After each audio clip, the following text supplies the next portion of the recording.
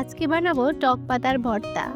টক পাতার ভর্তাও যে খেতে এত মজার হয় সেটা একবার না বানিয়ে খেলে বুঝতেই পারবেন না। প্রথমে আমি ভর্তার জন্য কিছু শুকনো মরিচ টেলে নিচ্ছি। সুন্দর করে টেলে তুলে নিলাম। এবার একই কড়াইতে কয়েক কোয়া রসুন আর কাটা পেঁয়াজ টেলে নিব। হালকা ভেজে নামিয়ে ফেলবো।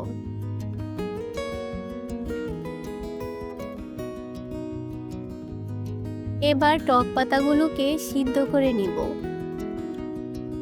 এগুলো সিদ্ধ করতে ঢাকনা দেওয়ার প্রয়োজন নেই, আর আলাদা করে পানি দেওয়ারও দরকার নেই। খুব অল্প সময়েই এগুলো নরম হয়ে যাবে। দেখুন পাতার রঙও ধীরে ধীরে বদলে যাচ্ছে।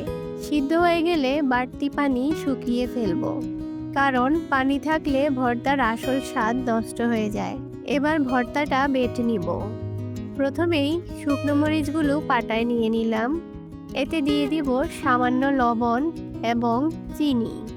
এখানে সামান্য চিনি দিলে ভর্তার স্বাদ বৃদ্ধি পাবে। এবার মরিচগুলো বেটে নিব। তারপর রসুনের কোয়াগুলো বেটে নিব। এবার পেঁয়াজগুলো বেটে নিব।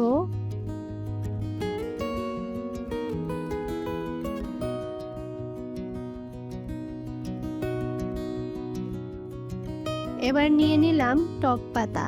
এগুলোকে যতটা সম্ভব মিহি করে বেটে নিব। সবকিছু বাটা শেষ। এবার এগুলোকে ভালো করে মিশিয়ে নিব।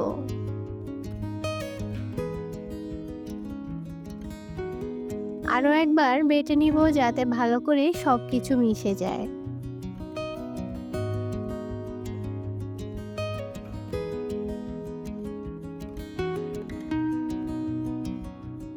আমাদের টক পাতার ভর্তা রেডি।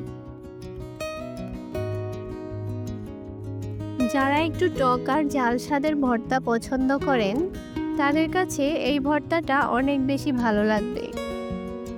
টক আর ঝালের একটা দারুণ কম্বিনেশন এই ভর্তাতে পেয়ে যাবেন।